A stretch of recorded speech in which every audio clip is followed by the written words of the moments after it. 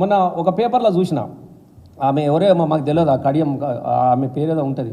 ఆమె ఎందుకంటే ఎన్నడూ ఆమె తెలంగాణ ఉద్యమంలో చూడలేదు, ఆమె మా బోనం ఎత్తింది లేదు, బొట్టు పెట్టింది లేదు, అసలు ఆమె ఎవరో కూడా తెలియదు మాకు. ఆమె మాట్లాడుతూ ఉన్నది, అసలు ఆమెకు సభ్యత్వం ఉందో కూడా మాకు తెలియదు. ఆమె మాట్లాడుతూ ఉన్నది ఇది ఇట్లాంటి పార్టీ, ఇది అట్లాంటి పార్టీ అని.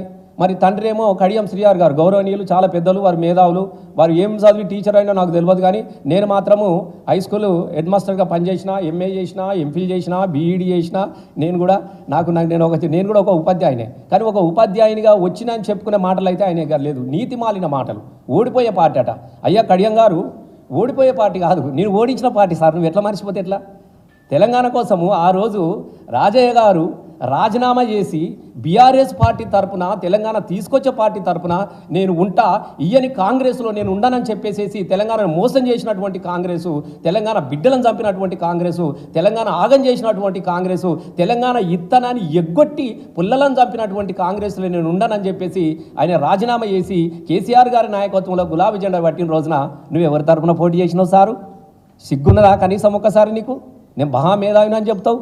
వయసు అయిపోయింది, ముసలితనానికి ఏమో కుసుమగూడాలు అన్నట్టు ముసలితనానికి మళ్ళీ కొత్త భాషంగా కట్టుకుంటా ఉంటున్నావు. మేము ఒకటి నేను అడుగుతా ఉన్నాం ఇవాళ. అట్లాంటి రాజయ్య తెలంగాణ తరపున పోటీ చేసినప్పుడు నువ్వు ఎవరి తరపున పోటీ చేసినావు?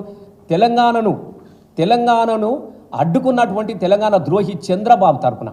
చంద్రబాబు నాయుడు జెండా పట్టుకొని నువ్వు స్టేషన్ గణపూర్లో పోటీ చేస్తే నేను ఓడగొట్టింది గులాబీ జెండా, నేను ఓడగొట్టింది బీఆర్ఎస్ పార్టీ.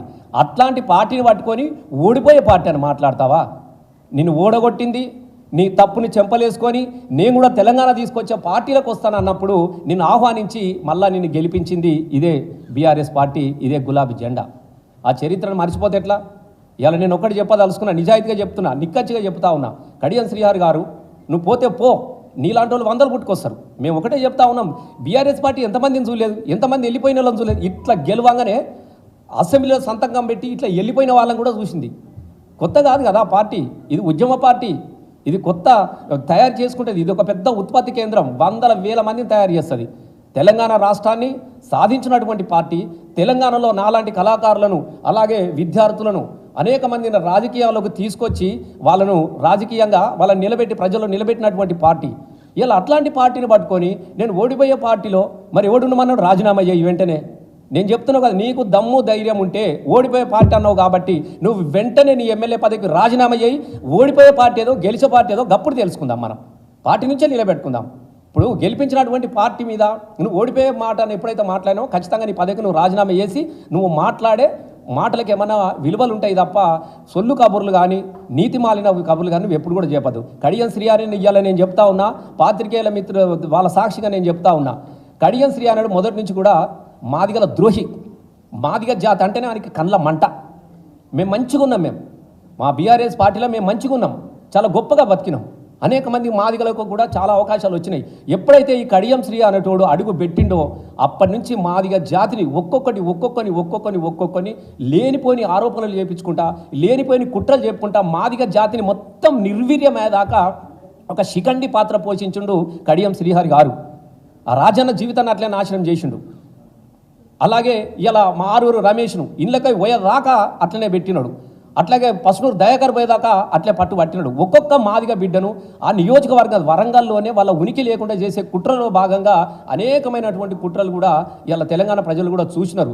ఎందుకనంటే ఆయనకు నాకు విచిత్రం అనిపిస్తుంది. అనేది ఇప్పటికి కూడా నేను చెప్తా ఉన్నా, అసలు ఆయన ఏంటిదో నాకు అర్థమైతలేదు. ఒకళ్ళు అంటారు వాళ్ళ అమ్మ బయలామే, నాయన ఇంకొక ఆయనే, లేదు ఒకళ్ళు అంటారు ఒకళ్ళు ఇది ఒకళ్ళు అదంటారు. అసలు ఆయన అటుగానోడు అవుతుండే ఇటుగానోడు అవుతుంది. మరి అటు ఇటుగానోడు ఏమంటారు నాకు తెలియదు. గదే పాత్ర పోషిస్తూ ఉన్నాడు. ముందు నువ్వేదో క్లారిటీ, ఇలా ముందు ఏదో ఒకటి చెప్పాలి కదా.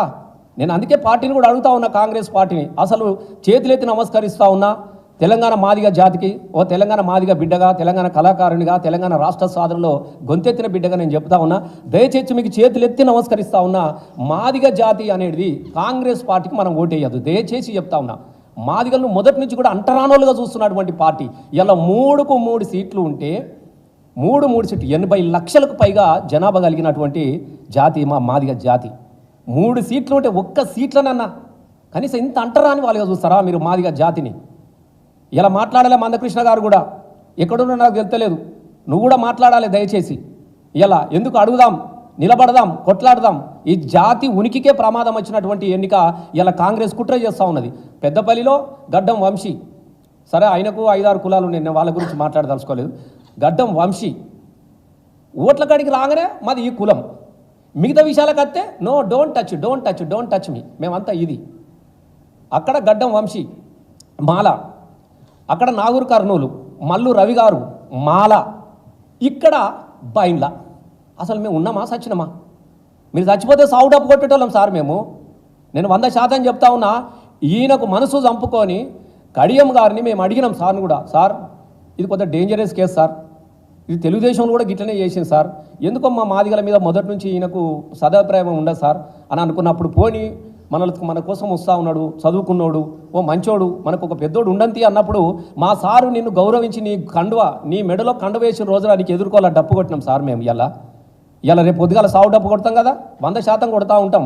రేపు కాంగ్రెస్ ఇండ్ల ముంగట ఖచ్చితంగా మాదిగలకు కనుక సీటు కేటాయించకపోతే ఖచ్చితంగా మాదిగలందరూ కూడా మీకు సావు డప్పులు కొడతారు, మీకు సావు డప్పులు కొడతారు. గతంలో మా ఊళ్ళకు రావద్దు కాంగ్రెస్ వాళ్ళని ఎట్లయితే పెట్టిరో, మాదిగల ద్రోహులు, కాంగ్రెస్ పార్టీ మాదిగ ద్రోహుల పార్టీ కాబట్టి మా ఊళ్ళకు రావద్దని చెప్పేసి ఊరూరా మళ్ళీ మీకు ఫ్లెక్స్లు కట్టి మీకు సావు డప్పులు కొట్టే రోజులు వస్తాయి ఖచ్చితంగా అని చెప్పేసి మేము హెచ్చరిస్తూ ఉన్నాం. వరంగల్ ప్రజలకు అందరికీ నమస్కారం చేస్తూ ఉన్నాం. దయచేసి మొదటి నుంచి కూడా ఓ జయశంకర్ సార్ పుట్టినటువంటి ఊరు, ఓ దాశరథి గారికి జన్మనిచ్చినటువంటి ఊరు, ఎవరు కాళోజీ నారాయణరావు గారు అక్కడి నుంచి మాట్లాడిండు, ప్రాంతం వాడు ద్రోహం చేస్తే, ప్రాంతేతరుడు ద్రోహం చేస్తే ప్రాంతం అవతల దాకా తరుముదామన్నాం, చంద్రబాబును ధర్మేసినాం.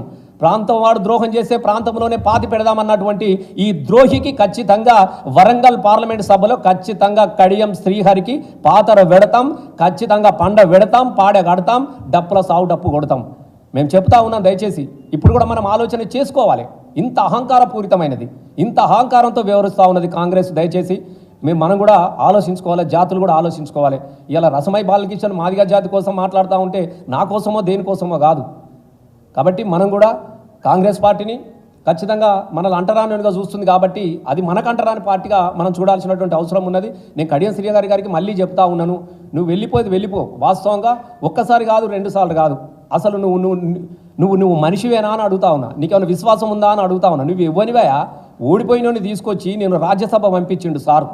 రాజ్యసభ ఒడవకముందే నీ కుట్రకు బలే చేసి, కుట్రకు బలైపోయినటువంటి రాజన్నను తీసుకొచ్చి, అది నీ కుట్రనే, నువ్వు పనిన కుట్రనే. అట్లాంటి రాజన్నను కూడా డిప్యూటీ సీఎంగా తీసేసి మళ్ళీ నీకు డిప్యూటీ సీఎం ఇచ్చిండు. అది అయిపోయిన తర్వాత మళ్ళీ ఎమ్మెల్సీని చేసిండు, మళ్ళీ ఎమ్మెల్సీ రినివల్ చేసిండు. అట్లయినా నీ అధికార దాహం నీకు తీరకుంటే ఆఖరికి ఆ రాజన్నను కూడా తీసేసి నీ పదవి దాహాని కోసము, నీ వ్యామోహం కోసము చివరి కూడా నీకు గులాబీ పార్టీ, బీఆర్ఎస్ పార్టీ కేసీఆర్ గారు బీఫామ్ ఇచ్చి నేను ఎమ్మెల్యేగా చేస్తే ఇది అవే నువ్వు ఇచ్చే కానుక? నీ బిడ్డ కోసము, నీ కుటుంబం కోసం మా పార్టీ మీద నిందలేస్తావా? లేకుంటే నువ్వు నీ చరిత్ర ఎక్కడుండేది? ఆ రోజు కేసీఆర్ కనుక నేను తీసుకొని మళ్ళీ తీసుకొని నేను ఎంపీ రాజ్యసభ పంపకుండా నువ్వు ఇవ్వనివా? అసలు నువ్వేం తెలంగాణ జెండా పట్టినవనివా? తెలంగాణ కోసం నడిచినవనివా? ఏమన్నా ధర్నాకు వచ్చినవనివా? ఏనాడన్నా దీక్షకు వచ్చినవనివా? నీ ముఖానికి ఏనాడన్నా తెలంగాణలో ఊసెత్తినవా? జై తెలంగాణ అన్నవా ఏనాడన్నా? అయినా పర్వాలేదు. కాబట్టి నువ్వు వెళితే వెళ్ళు. నేను అందరికీ ఒకటే చెప్తా ఉన్నా, వెళ్ళే వాళ్ళకు కూడా ఖచ్చితంగా బీఆర్ఎస్ పార్టీ భవిష్యత్ పార్టీ. నేను ఇక్కచ్చిగా చెప్తా ఉన్నా, పత్రిక సాక్షిగా చెప్తా ఉన్నా, 100% మళ్ళీ కేసీఆర్ గారు 100% ముఖ్యమంత్రి అవుతాడు. ఇలా తెలంగాణ ప్రజలు ఖచ్చితంగా మళ్ళీ రసమై నిలబడతాడు. ఖచ్చితంగా మళ్ళీ ప్రజాప్రతినిధిగా ఎన్నికైతాం. మేమేం ఉత్తుగా ఓడిపోయిన వాళ్ళం కాదు. ఒక్కొక్కరికి 70,000 80,000 4 సార్లు 5 సార్లు ఓడిపోయిన వాళ్ళు ఉన్నారు. 20 సార్లు నా మీద గెలిచినోడు అయితే 20 ఏళ్ళు చచ్చిపోతామన్నారు. సరే అమ్మ తెలంగాణ బోల మనుషులు వాడు అత్తరాడి తీ బిడ్డ, ఒకసారి ఓన్ జిట్టి తీస్తామని తీసిరు బిడ్డ. మీరు అంతవరకే ఉంటుంది. దాన్ని చూసుకొని భుజాలు తడుముకొని మేమే ఉంటాం. మీరు ఉన్నా కూడా మీ గుంపు మేస్త్రి మీలో ఉండనియాడు. మీరు గుర్తుపెట్టుకోరి, మీ గుంపు మేస్త్రి మీలో ఉండనియాడు. మీ సంగతి తెలియదా? ఇన్ని పదవులు ఇచ్చినటువంటి కేసీఆర్ గారికే వెన్నుపోటు ఓడిసిండు. వీడు నాకు వెన్నుపోటు ఓడవరాని మాత్రం ఆయన అనుకుంటలేడా? కాబట్టి పైన ఢిల్లీ పైరోలు, ఢిల్లీ అధిష్టానము ఆదేశాల మేరకు మిమ్మల్ని భరిస్తుంది తప్ప మిమ్మల్ని భరించేటోడు ఎవరైనా ఉన్నాడే? ఈ కడియంను కానీ, ఈ కేశవరావుని కానీ, ఇట్లాంటి కొన్ని ఉన్నాయి. ముసలినక్కలు ఉన్నాయి కొన్ని. ఈ ముసలినక్కల్ని ఎవ్వడు భరించలేడు ప్రపంచంలో. ఏం పుట్టింది సావుదాలకు? రేపో మాపో. ఎందుకంటే సత్యత ముందు బుద్ధి కూడా మందగిస్తారట కదా, నాకు తెలియదు. అంత పిచ్చి మాట్లాడతారట కదా చచ్చిపోయేటప్పుడు. గా దశలో ఉన్నాయి ఇవన్నీ. కాబట్టి నేను మళ్ళీ చెప్తా ఉన్నా, కేశవరావు గారు మీరు ఖచ్చితంగా కళాకారులకు క్షమాపణ చెప్పాల్సిందే. నేను కడియం శ్రీ గారికి చెప్తా ఉన్నాను. ఖచ్చితంగా మళ్ళీ చెప్తా ఉన్నాను, ఖచ్చితంగా నేను ఓడగొడతాం.